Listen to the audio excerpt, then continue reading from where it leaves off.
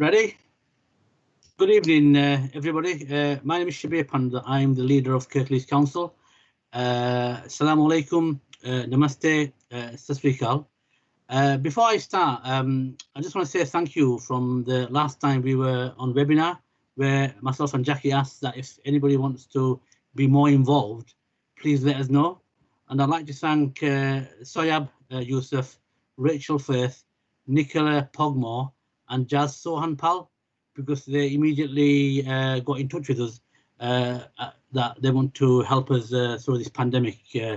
However, I have to also put my hands up and say my apologies to all of you, because events are taking place so fast, we've not been able to get back in touch with you. So I'm hoping that we've got in touch with you and at least made that initial communication. Please bear with us, right? Yeah, we do need everybody, right? Yeah, each and every one of you is so important, and you just need to bear with us that things are happening so fast.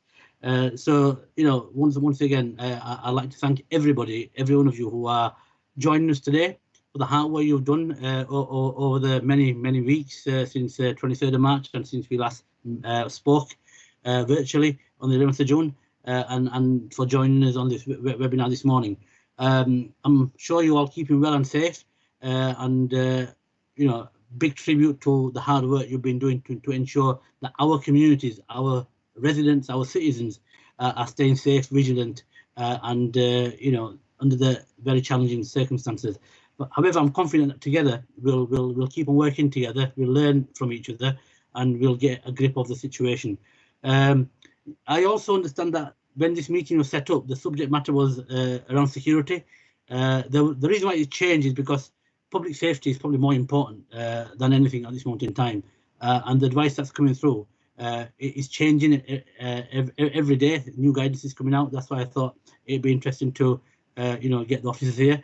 So the format of the meeting is Carol will come in, and then on the back of Carol, Rachel will say a few words. Then we'll take your questions that have been submitted. And as they come online, we will make sure that we'll try and answer all the questions and the issues you'll bring forward to us.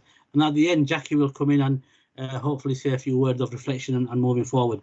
I know members of faith communities, like I said, are very critical. I was at the LGA meeting this evening. I'm part of the LGA executive on a national level. And what I said was that any recovery needs to go hand in glove with the voluntary and community sector and the faith sector, and we really value that. So it's really important that we keep the masjids, the madrasas, the gurdwaras, the churches, the temples, the synagogues, and every other place of worship fully engaged, and we work with them throughout this. We'll provide you with further guidance, and you know, we'll answer your questions. But before we do that, I just want to quickly just reflect back. 11th of June we met. And we promised that we'll have another webinar, and really the focus of the webinar and the focus of what I said then was, let's work on the recovery, which is really important. But what's happening every day, a new issue is coming up, and one of the things that's come up recently since the easing of 4th of July was the data that's coming in, which is changing the situation on a daily basis. And you all know that last week Leicester was spiking very high, and on the back of that there was a number of authorities in the top 10, and we were number 2, and week before we were number 3 or 4, and I'll come on to that in a minute, why that situation is so fluid and changes. But one of the things that will keep us safe and keep us in a situation where we don't go into local lockdown is through the excellent work you are doing. So this is not just about local government, it's also about you guys taking the opportunity to show how you can help us manage the situation and keep them numbers down, so we don't go into special measures.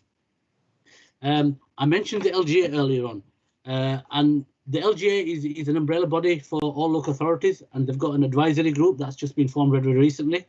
The chief exec of Leeds City Council, Tom Reardon, he has been seconded to do some work with the government, because whatever guidance you bring from top to bottom, it's important that that grassroots level is completely engages and understands, not just at local authority level, but also at a community level. through the faith organisations, and that's where the role that you have is really, really important. Tom has done a lot of work, and one of the pieces of work he's been doing is developing the role for the Outbreak Control Board. We have an Outbreak Control Board, and my understanding is that there's about 152 Outbreak Control Boards that have been set up nationally. They all have a very clear plan, and that plan is being executed as we move on. And that's where we look at the data. The data that you probably saw last week, a lot of WhatsApp messages are going around. That are we going to go into lockdown? Aren't we going to go into lockdown? You know, what position is Kirklees, and you know, what does that mean? Well, unfortunately, last week we were in a very bad situation because we were second to top in the league tables. Now, usually being top of the league table means great stuff. We're going to win the cup, but we weren't going to win the cup. You know, it's not a good place to be. However, you know, things have changed this week, which I'll come on to in a minute. But one of the key aspects of that is when you start drilling down at ward level. Dewsbury South, Dewsbury West, and Batley West were areas of concern where the figures were quite high. And if you look at the data, it's really the younger generation, the younger population that seems to think that you know, they might have mild symptoms, but or they might not even have symptoms. They might just be positive. But it's that cohort of young people we need to make sure that we get the messages across. Because as you know, if they then come into the community and then they get into contact with other people, then the whole thing escalates and the figures go high. And from going from 30 to over 100 can only take a few households or few bubbles testing positive. And then that will go into a situation where we have to go into lockdown, which none of us want. Since the Outbreak Control Board was set up, what we've also done is we've actually communicated with local ward councillors in them 3 particular areas. And councillors are already taking a leading role. They've already been doing that, working with the faith sector and the voluntary sector. And councillors also now have access to a hotline. So if you see anything that's taking place in your locality, you can get in touch with your councillor, tell them what's going on, and they will then be able to ring through via hotline, which is open 24/7, so we can immediately take them issues on board and basically go out and take some positive action. This is not about chastising anybody, right? This is about making sure people understand their role, their responsibility, and we all will get through to this together. And one of the things I said was that we might not be in the same boat, but we are going through the same storm. Now that's quite a different way of putting it, because you've heard the same, we're all in the same boat. But we're not, we're all in different boats. But the storm is there, the virus, and it's affecting all of us, is how we actually get through that. Data will be a critical driver in terms of what we do. There's some data that have just been released today, and from that data, it'll be all in the public domain very shortly, unless it's already out in the public domain. The data will show you that this virus actually moves around everywhere, and we already seen that the next spike is taking place in some wards in Huddersfield. And you also saw over the weekend or over the last few days that Blackburn and Down weren't even on the radar. Only place that was on the radar was Leicester. But suddenly, in a matter of a few days, Blackburn and Darwen has gone into local lockdown. And the Mufti Sahib from one of the mosques in Blackburn, you've probably seen his video, has been excellent in terms of getting that message out there that we have to comply with what the government's saying. We have to comply with what Public Health England is saying. As long as we listen to their advice, yeah, not just in the mosque, but also outside the mosque. So when you go in the mosque, please keep that social distancing. You know, if you're sharing cars, because once you go in the mosque, you're complying, but it's also your journey to the mosque. And then once you come out of the mosque, it's your journey outside the mosque as well, which is really, really important. So national standards have been set, but the solution has got to be at a local level. And that's where we need to be to actually combat this virus. The recovery will be really, really important, which Jackie will touch on at the end, but we will need your support in coming out of any recovery. Shielding is also something that many people have talked about. You've probably seen the guidance that the government shielding program is going to end. That doesn't mean to say that the people who are shielding, the 1.52 million people that were shielding nationally, have suddenly got better. They are still shielding. So we must make sure that whatever actions we take in the easing of lockdown, yeah, we don't expose them people who are shielding. I know many in our communities across Kirklees who are shielding. We don't want to put them at any undue risk. And one thing we don't want is we don't want to go into local lockdown. We will do everything in our power. I am continuously talking to the Secretary of State directly, with the Minister directly. I'm cooperating with him. I've said to him that we will do everything it takes. You know, we will test and test and test, because that is the only way we can actually make sure that, you know, we actually get to control the virus. But at the same time, what we don't want is to go into local lockdown. Eid is coming. Last Eid I spent by myself and it was boring. Easter was also being celebrated with people from the Christian faith, and I'm sure that they would have rather had Easter with their families and friends. Eid's coming on the 30th of July. I want to have Eid with my families. So I've been talking to a few mosques individually, and what they have said to me that, Shabir, we are going to do everything we can to make sure that the lockdown doesn't take place before then. There's been some word around, you know, a few people have actually contacted me to have Eid Gars, which is basically having the Eid prayers in an open field. And I think the message is, right, yeah, is we have to be very sensible. Let's manage the places of worship we have, where we can manage that in a controlled environment, and let's do a good job with that. The Eid Gar situation we'll talk about later on, but we don't want to create anything that actually puts a microscope on us nationally, that things could go wrong, and then the government says to us that actually you've slipped up here, you've got to go into local lockdown. So I will now shut up. We'll hear from Carol, and then after Carol speaks, Rachel will come in. We've got some questions. We'll try and answer them questions, and we'll also pick up the questions and the issues that come up on the chat. So over to you, Carol. Thank you very much. Thank you, Shabir. I'm Carol Patterson. I'm the Cabinet Member with a portfolio which is responsible for community services and also for schools.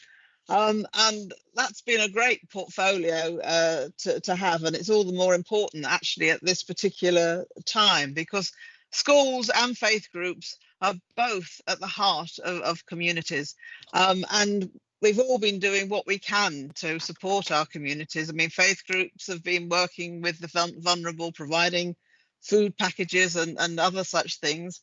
Schools have been working really hard with children, either at home, providing them with lessons, or looking after vulnerable children in schools as well. And they've been open for 4 months now without a break. I mean, it's been a long time for schools, and it's the last week of term this week. And I have to say that they are really looking forward, at least the staff are looking forward to having a few weeks off. However, that's not to say they're not still there to work with you and ourselves to support the community in this difficult time. So the doors may be shut for the moment, but the schools will still be there, as I say, working with you to provide everything that's needed that we can to help our communities protect themselves from this virus, and to still help the vulnerable that need it in our communities. I'm just going to sort of manage the questions that are going to come up from yourselves. We've also got some questions that have all been submitted to us in advance, so I shall take people through those. If you want to ask a question as we go through, please can you use the chat function, the chat column, just to type in what it is that you want to ask, and we'll make sure that it gets asked. If we don't get through all the questions, we'll make sure that there's a reply at the end. And as you'll see, we on the screen, you've got a panel of people, and these are the people that will be answering the questions. And everyone, needs to keep any microphones on mute or their videos off as well, so that we can, the panel are best able to answer your questions. So I think Well, no, sorry. Now we're going to go on to Rachel, aren't we? Rachel's going to have a few words from public health. Before Rachel comes in, I forgot one thing. My apologies. Just very, very quickly, you probably heard Prime Minister's Questions Time on Wednesday. And one of our MPs, Tracy Brabin, asked a really excellent question. And the response to that was also very excellent. Prime Minister Boris Johnson actually did mention Kirklees for the outstanding and excellent work our officers are doing, and our Director of Public Health is doing, and the way we've actually got a grip of the whole situation. And this is, he's not in the same party as I am, but this is beyond politics. And it was really, really heartening. It's on the record. He was saying that to give you a good example, national example, Kirklees was outstanding in the way they manage this and in the way they're actually tackling it with our communities and with our officers and with our partners. So I'd just like to mention that. Rachel, over to you. Thank you very much. Hi everyone, my name is Rachel Spencer-Henschel. I'm the Director of Public Health for Kirklees. Thank you for joining this webinar today. I'd just like to say, firstly, thank you to everyone. Thank you to everyone that is continuing to social distance and to follow the guidelines. It's really, really important that we continue to do that to help reduce the transmission and the spread of this virus. The leader has articulated some of the information around our data. I just wanted to take the opportunity to say to you that we have been seeing an increase in cases in Kirklees, and it's really, really important that we use that information to reinforce the messages that we should all be following. So the key public health messages are still the same as they've always been, which is to maintain social distancing, 2 meters if you can, and 1 meter plus with things like face masks to help that. Washing your hands for 20 seconds in soap and water is absolutely critical. Using hand gel if you can't get access to soap and water. The really important thing is if you experience symptoms, so the cough, temperature and loss of smell or taste, you must self-isolate and book onto the national portal and access testing. We are putting more testing facilities within Kirklees so people can access that testing easier.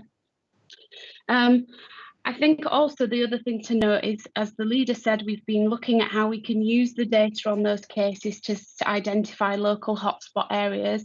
That information and that data enables us to be able to go and work in those areas, trying to understand what the barriers may be to following that public health advice and reinforcing that message. So you with your faith sector and faith communities are key in helping us fight that. So it's really important that you help to reinforce those messages. And as the leader said, putting this webinar on was about recovery, which is obviously really important in terms of how we do that safely and in a way that takes us into a new direction for Kirklees, a better Kirklees. But it's also an opportunity for us to help you in terms of the access to public health advice for your premises and making sure that we can support you any way we can.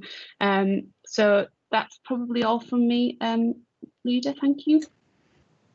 Thank you. Carol, do you want to now take us through the questions, and then we'll see who the best person to ask them questions. So first we'll take the written questions. Once we go through the written questions, then we'll take the questions that are coming on the web chat. Okay, thank you very, very much. The first question is about singing. Some of our congregation are wondering if guidance would be different if we held services outside in the church garden, i.e. would singing be permissible as long as 2 meters social distancing are kept? I think Wendy was going to answer that question. Wendy Blakely. Thank you very much. So it's Wendy Blakely from Public Protection. Good evening, everybody. Unfortunately, I'm coming with a no, which is really not a very nice thing to say, because I know how much everybody enjoys singing. But unfortunately, the guidance does say that singing at this time is not allowed within churches or outside places of worship, or inside or outside places of worship. Professional singers are allowed to sing outside, but unfortunately we can't join in. So I'm sorry to start with a negative, Councillor Patterson, but that's how it is. So one person is allowed to sing or chant within the place of worship if that's part of the actual service. So that is allowed. But if that's not answered everybody's question, we are here. If you want to contact us, we're more than happy to answer any questions later. Thank you, Wendy. And I believe that singing or chanting is best behind a screen. Is that right as well? Yeah. Thank you. The next couple of questions, which I think a lot of people want to know about, are about madrasas. And I've got 3 separate questions here, but I'm rolling them together. But so as places of worship are now open, what does the guidance say, or what does Kirklees tell us what guidance is given to madrasas? And will there be any guidance from the council before opening up? And what are the appropriate safety measures to open up madrasas? I think, Mel, that's a question for you, is it, Mel Meggs? Yes, it is. Thank you, Councillor Patterson.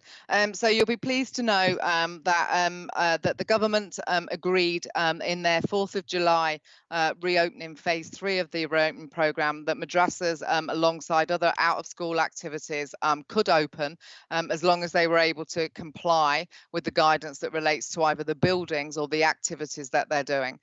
So you are allowed to open, but you need to be able to ensure that you can keep those children safe by maintaining social distancing and applying all of the rules that we have around buildings. I'm more than happy, Councillor, to send a link out to the guidance if that would be helpful for people to do. It'll be contained within the schools, out of school settings, holiday activity guidance that's been produced by the Department for Education. Thank you very much. I'm sure people would appreciate that link. I can just see that we've had the next set of questions that I've got, the written ones that were given before the meeting.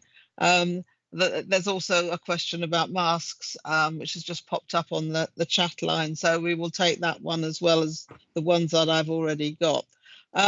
So people are asking, will it be compulsory to wear masks inside the mosques, as is being planned for shops and supermarkets? And does the guidance on wearing masks differ according to the different activities which take place, not necessarily, well, just within a place of worship? So I presume the person who was writing that one was thinking about weddings, funerals, a service. Do you have to wear a mask for all of those? Is Rachel going to ask that question? Yes, I am. Thank you. Okay, so the new guidance on face coverings, because obviously this is about face coverings rather than face masks, which is usually the more clinically used term for those sorts of things. So face coverings, in the guidance, it is only going to be compulsory to have a face covering in a shop, in a supermarket, or on public transport. My advice on this is that each of you have done a risk assessment based on how you can adopt the right public health guidelines within your place of worship. So some of you will be able to have a lot of space and you'll be able to do the social distancing, and you'll have good ventilation. My view is always that a face covering, even though it is not compulsory, is something that will give added protection in those circumstances. And what it also does is it signals to everyone that things are different. It's not the same as it used to be. So I think on an advisory basis, I would recommend the use of face coverings, but it is not compulsory. Excuse me. Thank you, Rachel. I mean, that also covers, I see 3 of the questions that have come up in the chat. The next one that we've got, excuse me, with the obvious additional costs for providing PPE to worshippers, is there any funding available? I'm not sure who might want to take that one. I'm happy to take that one. Okay, thank you. So there is no funding nationally in terms of this to support PPE. However, I think as a council, we're really keen to talk to you about what you think the barriers are to putting those measures within your facility, so that we can understand that, and we might be able to help to point you into the direction of other funding sources that might be able to help you. So my answer to that is have a conversation with us if you've got some issues in that area.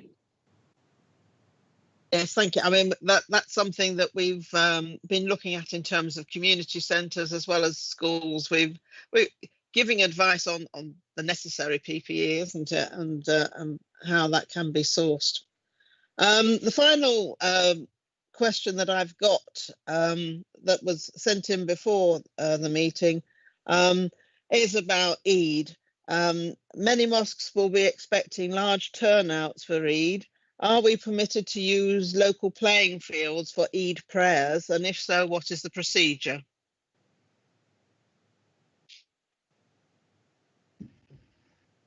Is Mel doing that one? Sorry. No, sorry. Do you want me to take that? So at the moment, the advice is no, we would not be advocating the use of playing fields for those celebrations. I think it's really important that we understand that the virus has not left and we all need to be vigilant. So ensuring that we are not encouraging mass gatherings is still key. The guidance is still in terms of the number of households that can meet. It's still not that everybody can go back to doing what they were doing before. So the answer is no to that. Okay, well, thank you. That's the last of the questions that we've actually got at the moment. I think the questions that have come up on the chat are all about the difference between, well, are all about face coverings and what the difference between face coverings and face masks. And I think you've actually dealt with that, Rachel. I mean, is there anything that anybody from the panel would like to give advice that they would like to give over and above the issues that we've already talked about, that perhaps somebody hasn't actually raised the question? Is there something missing, do you think? Councillor Patterson, can I just come in there? I think one of the important things it's worth saying is that, as well as thinking about the actual venue itself, it's also worth giving some thought to how you are advising people in terms of travelling to and from your venue. Because actually what we know is that confined journeys in cars, for example, in people outside of your bubbles is really not advised because of the risk of transmission. The ventilation in cars is poor. So please give some thought, as well as your risk assessments on your premises, to think about how you are encouraging people to, how are you talking to people about how they attend, and making sure we are protecting those vulnerable people. Yes, I think that's very important, isn't it? It's all the guidance is still in place as you leave any venue for whatever reason it is, or leave or arrive, and we must all remember to keep the 2 metre distance as much as possible, and use face masks from now on, even if it's not mandatory. We've got another couple of questions, people asking about the data. Can you share the latest data for Kirklees, particularly in the Dewsbury area? And what is the data being released on Thursday? Will that decide a lockdown? I'm happy to take that again, if that's Thank okay. you. So every week, data is released nationally that assesses each local authority and publishes their rate per 100,000 population. We have been publishing that every week on a Thursday, alongside some frequently asked questions to help people understand the data. And we will also be publishing in that the areas that we are seeing increased rates, where we'll be taking targeted action. So I would recommend you subscribe to the Kirklees Together pages so that you can keep getting that update. Oh, and now we have a. The question that's coming in terms of face coverings and face masks. Can you differentiate what face coverings are, what face masks are, and what that means for places of worship? Jane, do you want to do the technical bit there for me? Of course. I'm Jane O'Donnell, Head of Health Protection, and it's nice to speak to you all this evening. A face covering can be anything from a scarf, what covers the mouth and the nose, and obviously now you can actually buy a face covering. They tend to be made from material, usually about 3 layers. These are washable, and it's very important with face coverings that they are washed regularly, and when you put on your face covering, also try and avoid touching your face when it's being put on. So a face covering is not what we call personal protective equipment, what is used in health and social care. So a social care, a person working in social care, say in a care home, would be wearing what we call personal protective equipment, a face mask, what is made and actually has the breathable, so that particles of the virus do not pass through. So there is a difference in what a face covering and a face mask is. Is that helpful? Yeah, that's helpful. I'm just going through the questions. I'm getting some on my own WhatsApp. There's one question come out regarding madrasas. Is there any age restriction, or is there any advice we can give regarding who can go to madrasas or masjids? I think, just to clarify here, madrasas should not be opening, because the madrasas that are run do not fall in under the act around schools. So madrasas is something that we need to clarify on. Mel, can I just ask you to comment on the madrasas bit?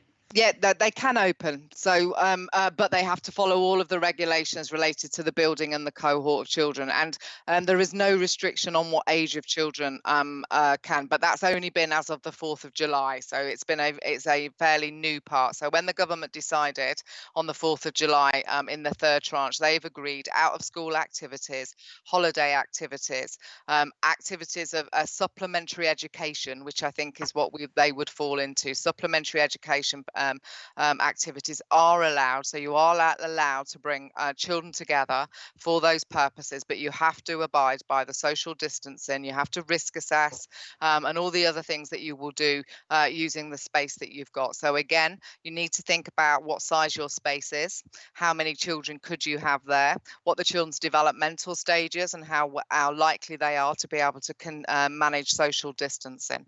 So you are allowed to do those things, but within that context that they need to be there. You will need to think about face coverings. We don't normally recommend face coverings for children under, and we're looking at Jane, I think it's under 11, isn't it?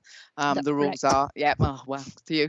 So face coverings for children under 11 are not recommended because they can't keep them. They're, again, developmentally, it's really, really difficult for children not to touch their faces or pull the face coverings off when they want to speak. So, so there's something around that. So you are allowed to bring children together for what is called a supplementary education provision, but all of the rules that apply in all of your settings apply for those. So you will need to think about how much space you've got and how long they're going to be there. What are the protective measures that you're putting in place? How are you cleaning? How are you making sure that that's safe? How are children arriving and leaving, and how is that safe? And how you're registering those children so that if there is a positive test, how we'll know who's been in contact, which children have been in contact with who. So it's a as we've had to do with schools, you need a very detailed risk assessment, and you need to put in place mitigating factors to ensure that children are safe while that's done. Can I just come in there, because it's a really important issue we're talking about regarding madrasas? Yeah. And we know the kind of issues that came up when we were trying to open up schools. The government was very, very adamant that they wanted to open schools whenever they wanted to open schools a few weeks ago. The education unions and the teaching unions and the teachers themselves, and also parents and guardians, and the kids themselves were very concerned. What we did was we basically took a proactive approach by working with our schools partnership, by working with our parents associations and parent forums, and what we came up with was a solution where schools didn't go into lockdown because schools were open for key workers and for kids that were under safeguarding regulations and whatnot. So even though we put all the measures in place, some schools opened, some parents sent them to school, and some didn't. However, what we did was we didn't actually say that this is what we need to do or this is what we don't need to do, because the governing body, which is critical, has the ultimate role. Yeah. So just using that as an example, we need to just bear that in mind, and I'll come to that in a minute. But very, very quickly, what happened was the government then came in and said, actually, you don't have to open. What we'll do is we'll actually pause for a few months, and the next stage of opening the school is in September. There are still a lot of issues in terms of how they will do that. This is the government who is the lawmaker and the person who actually creates the regulations in line with consulting local authorities, and they are still not very clear in terms of how they will manage that to make sure that everybody gets back into school. Now, when you talk about madrasas, where it is kids that are in close proximity to each other coming in to do that supplementary education, we need to think very, very carefully. Absolutely. In terms of how we do that. And I think what we will do is we need to just take that away from this conversation, because it just raised some more issues. We want to support madrasas if they want to open up, but we need to do it in a way where A, we keep the kids safe, B, we keep the adults safe who actually go and pray as well, and C, the teachers safe and everybody else who's actually around that in that system. Yeah. What we don't want to do is sort of like go away and do something that then will create a situation where we spread the virus and we get out of control, and then that then lead into a lockdown situation. If the lockdown situation happens, we go backwards, and we don't just stop at madrasas. We also stop at places of worship that have already opened, and I'm sure nobody wants the situation where we can't go to the mosque and have them come in the prayers. We've gone a long way, and we just need to sort of think about that. Yeah. So that's really important. And I think, Leader, just to reinforce that every situation, like every school, is unique. Every building is unique. The age profile of the children are unique. People really need to ask for advice on their risk assessments. Again, it's really important that we work with and we'll want to be providing advice if people are considering bringing children in for supplementary education in any form, whether that's a Sunday school or madrasa. Any form of supplementary education needs a full risk assessment. So it's really important, and your message is right. We've really got to put children's safety first. Yeah. Another question has come up from Oaks Baptist Church. What targets need to be met before the restrictions can be lifted any further? Does the panel have, let me just scroll down a little bit. Does the panel have a view on when this might be? Rachel, I think that's one for you regarding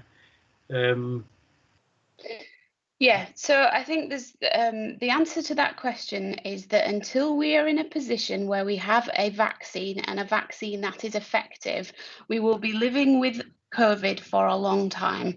It is very unlikely that if we continue to see an increase in our numbers, that we will see any restrictions in terms of lifting some of those. So we are going to be in a position where these restrictions will be in place for the foreseeable future, and it's important that you plan for the medium to long term, because a vaccine is not something that is immediately around the corner.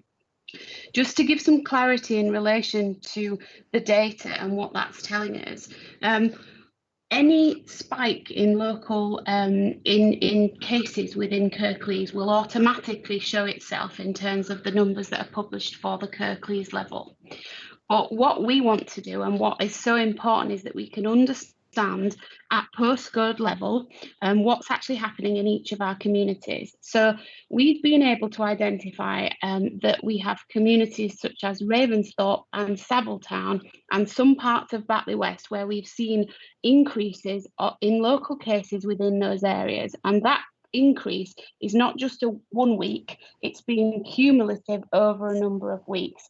Now, some of those increases in cases can be attributed to some of the workplace outbreaks that you will be aware we've had in Kirklees, but not all of those cases can be attributed to that.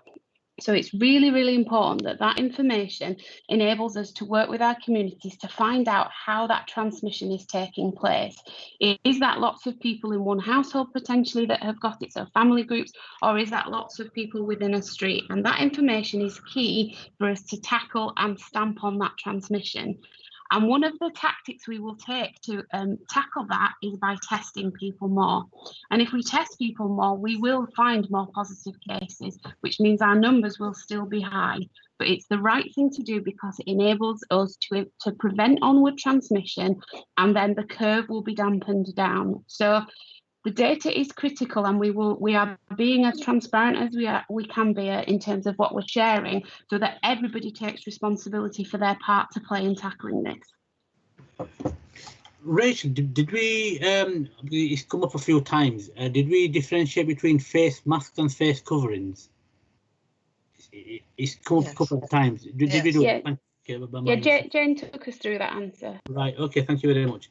The other thing that's coming up is can we shed some more light in the data at ward level? Can you just talk about that, Rachel, in terms of what you can share with us, please?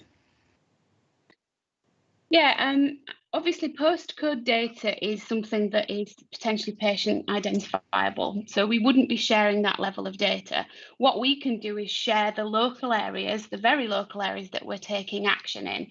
And the important thing to remember there is that just because you know that there is a problem in one area does not mean that if you're not in that area that everything is okay.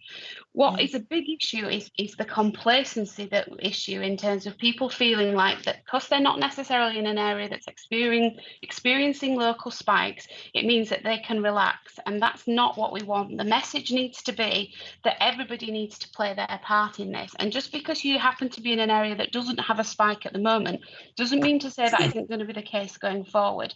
So what we will do is share the information publicly in terms of where we're taking action because we know that there's local spikes. Sharing data in terms of the actual numbers and anything more detailed than that is not something that we would do. It's more important that we all take the right action and critically not think that it's over for any of us, irrespective of where we live in Kirklees. Right, thanks, Rachel. I think one of the comments that's coming out is from one of our participants, that if they've got numbers, it's easier to convince the local community.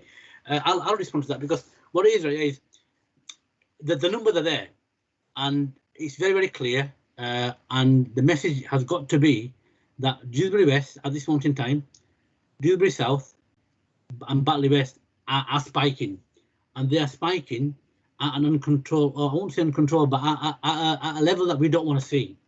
Now, what we don't want is then people to start identifying which particular household it is, because it doesn't do that anybody any good. I think the point that needs to be made is that the government data is showing these areas are spiking. As of today, there are a couple more areas in Huddersfield that are spiking. What concerns me is that they are in areas where there is multiple deprivation, poverty, overcrowding, and housing conditions that are pretty bad. And it just reinforces everything that we've heard from Public Health England in terms of if you are from a deprived neighbourhood or you live in poverty, then you're twice as likely to catch it and die. If you are from a BME community, you are 4 times more likely to die and catch it. And that's the message. And by identifying and getting further down to the detail isn't really the issue. The issue is that the data is there, the evidence is there, and it's how we make sure that we, we're not asking you to do anything more than anybody else. Keep that social distancing, wash your hands, follow public health guidance, follow the guidance that is coming out from the government. You know, when the issue is not, from what I've seen, and I've been around mostly everywhere in Kirklees in terms of places of worship from across all the denominations. The issue, I don't think, is inside the places of worship. It's what's taking place outside as you come in, and once you get out there. You have to understand that, you know, the virus affects everybody anywhere in the same way as it would do if you don't social distance. The other thing I need to make very, very clear is spikes will take place and it will move around, and the onus is on each and every one of us to make sure that we comply, and that's a very key message. And you've done it so far, you know. You'll probably see data coming out this week that our figures are beginning to fall down. So we're not in the situation we were in last week. This is only because, right, yeah, that the measures that people have taken in the last few days, it's actually stopped it. And what we want to do is, we don't want to be in a situation where, oh, 1 week we're okay, oh, next week, oh God, we're going to go back up. And, you know, what we want to do is we want to continue and we want to maintain and sustain that caution, that vigilance, that communication with all our congregations, and we want to get below the national average. What I want to do is, I want to go back to government and say, look, Kirklees, we've got all these issues, we've got nearly 500,000 people, and because the hard work of our faith sector, of our community leaders, you know, we have booked the national trend. And I want them then to actually talk about Kirklees in a positive light, not in a negative light. And we are getting there, but we can only do that through the hard work of the work you're doing. Anybody else want to come in? I think Wendy was going to say something about weddings and funerals, Wendy, which hasn't been mentioned. Wendy?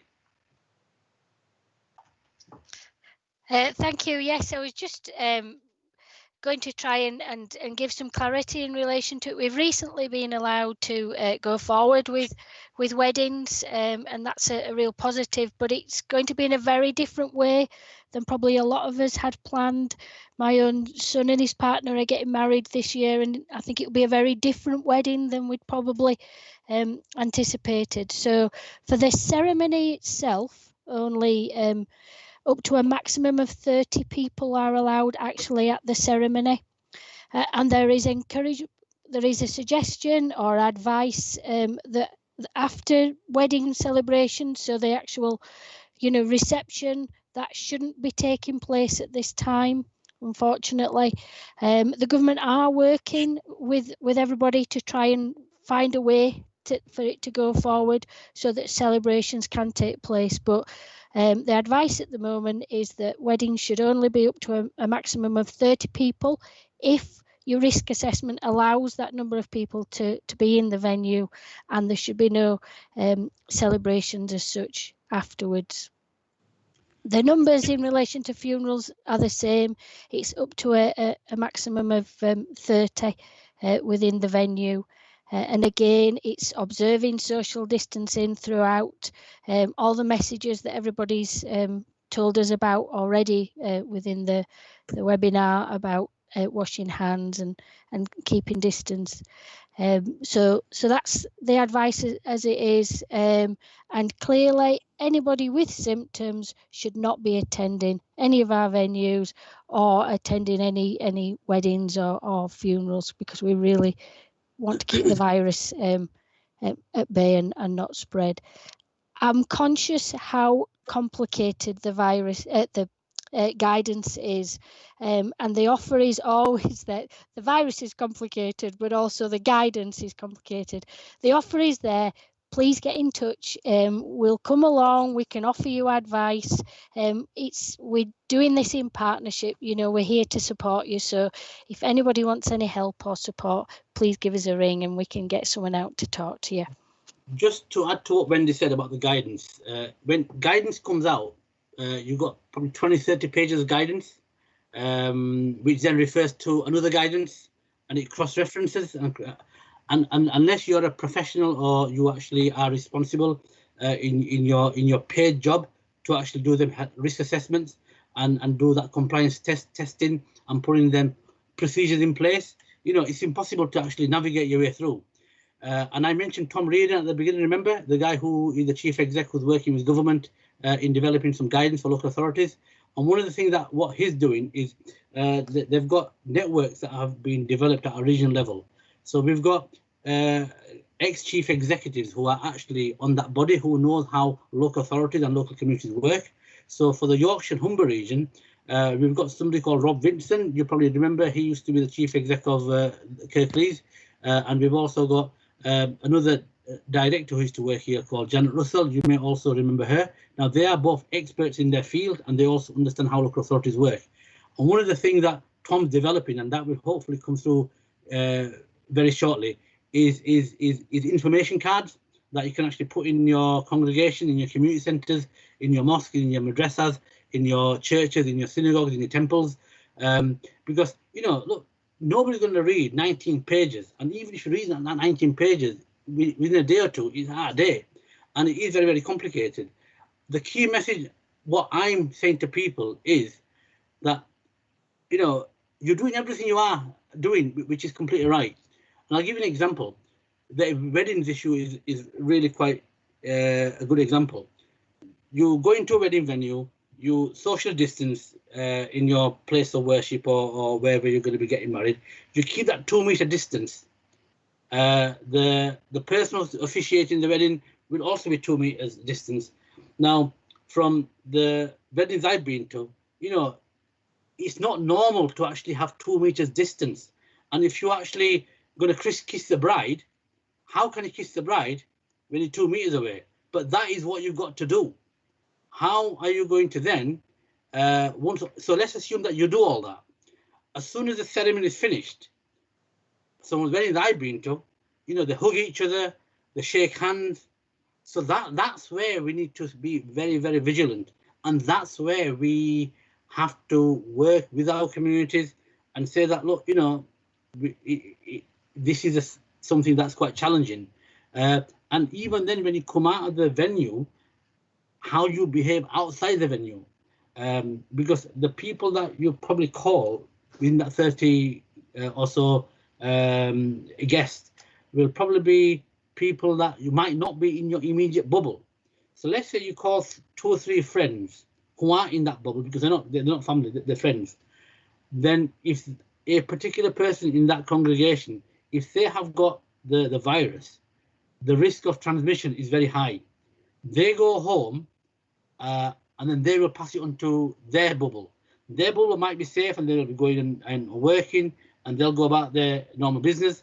And by the time you know it, the infection has passed from person to person. People are getting tested, more positives come out, and that's where the numbers escalate. And that's what's happened in Blackburn. And what we don't want is we don't want that to take place in Kirklees. And this is why I just repeat myself. It's so important to observe the guidance, the social distancing, and the washing of hands. You know, until you actually get home, and then when you're at home, you still carry on doing what you need to do, and that's the only way we'll get through this. I've got. Sorry. Yeah, there's some. Yeah, I think we need to go back to the funerals again and a bit of clarification there that the Elim Pentecostal Church has asked for. Yeah, so the question is relating to numbers allowed at a funeral. So the guidance says a small, modest number of close family members, up to a maximum of 30, but that will also be dependent on the individual risk assessment for your venue.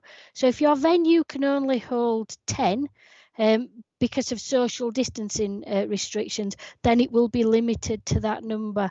So there is still advice that where possible, funerals are broadcast so that they can be seen digitally and they can be, you know, seen over video and things like that. But the numbers are that it's a maximum of up to 30, but it's all dependent on what the venue will allow. And that applies to all authorities. It's not just that. It's not just Kirklees' No. Decision. Yeah, it's government guidance. It's not Okay. not Kirklees. Thank you. I've got another message that's come up from the Masjid Noor Dewsbury, because it's quite confusing. So it says, so again, to reconfirm that face coverings are not mandatory for worship places from 24th July. So I think, and again, this is the problem. The announcement's being made and people don't really, I don't understand it because it's so complicated. So Rachel, can you, or somebody, Jane, can you just clarify what the Prime Minister said about face coverings and what that means for local places of worship and you know what they have to do. I've seen already places of worship basically taking it on their own back, saying that you have to wear a face covering, which is great because they're taking that on their own initiative. But can you just clarify what the regulations say, please? Yeah. The actual guidance is that face coverings are mandated in shops, supermarkets and on public transport. In places of worship, it's actually personal choice if an individual wishes to wear a face covering. And obviously it is an additional measure if you can't do the 2 meters, if it's a 1 meter plus. But again, you know, we are looking at it's personal choice, and obviously whether the wearer can, you know, if somebody's got issues with needs to lip read, that wouldn't be appropriate for individuals to wear. So again, as I say, it's personal choice in a place of worship. Yeah, so basically, right, if the mosque committee, which I know some committees have, want to implement measures to safeguard their own congregation and to comply and do a belt and braces job, they are at liberty to do that. We will not impose anything. We will only guide and advise. But if they want to, and this is the thing, local organisations and faith organisations have really stepped up so much, and I'm sure they will. And the key focus of today, from my point of view, talking to many of you, is we don't want to go into a lockdown. And the only reason we will go into a lockdown is if the government thinks that lives are at risk and the infection is being transmitted more than what they expect, because that will then, everything will be academic and we'll go backwards. And that's what it is. And we are, you know, hopefully doing the right things, and we will get there. I'm just conscious of the time. So what I will do is, we've got 3 minutes left. So I don't think we've got any more questions, but if you do have any questions, please keep on talking to us. Please do email us. Our email addresses for all councillors and myself, you'll find on the internet, and we will get back to you. If anybody else wants to volunteer and come forward, you can do, please. But what I'll do is I'll pass on to Jackie to say a few words. Jackie, over to you. Thank you, Leader. A full 3 minutes. I'm not sure how I'm going to manage to restrain myself. More than that, but don't worry about it. No, Okay, I suppose the only thing that I want to first to just reinforce is the huge thanks to all faith leaders throughout this whole pandemic. We would not be being recognised, I think, as a borough that is focusing on doing the right thing if we didn't have people like you we could rely on. And I think Rachel's touched on a lot of the issues that we're dealing with on a day-to-day basis, but I just want to kind of just add a little bit more about what it means if you're an area that we're focusing on. So there's 3 strands to it, really. What we will do is go in and do some specific community engagement. So for the areas Rachel touched on today, Savile Town, Ravensthorpe and areas of Batley West, we will be doing community engagement work in those areas to make sure that the public health messages are being reinforced. I think my plea to you is, as leaders of faith, is that actually there's a role that you can play in reinforcing those messages and working alongside us. And if anybody wants to be in the space of supporting us, particularly if you're located in those areas, my big plea would be, please step forward because we need your help. I think the second element that we're focusing on is soft intelligence. You know, what types of things are we seeing out on the streets which are leading to this increase in infection rates? And we don't want to do that in a very kind of top-down approach, but we do need to understand how local communities are interacting so that we can go in and reinforce those public health messages. So there's definitely a soft intelligence part. On top of that, Rachel's touched on the fact that we need to do additional testing. And with that comes the knowledge that the more testing we do, the more we will find. So we need to hold our nerve with the numbers, because the numbers will go up before they go down. But it is absolutely the right thing to do. And Rachel and her team will be trying to make sure that we do that as quickly as we can. So if in areas that we've got concern about, we might bring the testing to the community, not take the community to the testing. So that's kind of the kind of issue that we're focusing on. And the final thing is something I'm calling enforcement, but it probably sounds a lot posher than it is. What we want to do is to work with communities, work with premises to make sure that they are following social distancing measures in the event. And so we'll offer lots, and Wendy's touched on that. I mean, gosh, she's lovely. You know, you can ask Wendy any question, she'll come and help you no matter what. But there is something about, in the event of us providing that advice and guidance and having consistently seeing the numbers going up, and then working through that there are some premises which are not following those guidelines, we will have to step in. Because as the leader says, it is all about our numbers. And if our numbers get to a level that raise national concern, we will lose control of what happens in a local area. And nobody wants to do that.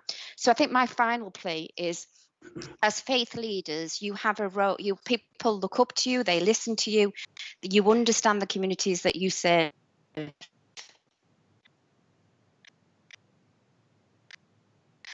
And to have a high rate of infection is not something that is anybody's fault. This infection can go anywhere and can affect anybody. But we need to tackle them, and what we would need to do is your help in that. So that would be my big plea. Thank you, Jackie. Once again, thank you very much for participating. We've come to the end of our webinar today. We will organise another one, but very, very quickly, the Church of England, I know, have actually drafted some excellent guidance, and I'm assuming that the churches will tap into that. And also, I know that the IMWS and Peace Institute have drafted some guidance that will be coming out very shortly. So please do link into them organisations. And once again, thank you very much for your time. I really appreciate it. Without you, we cannot get through this. And let's hope that we don't go into lockdown, and stay safe, stay vigilant, and hopefully catch up again soon. Thank you for your time. Good night.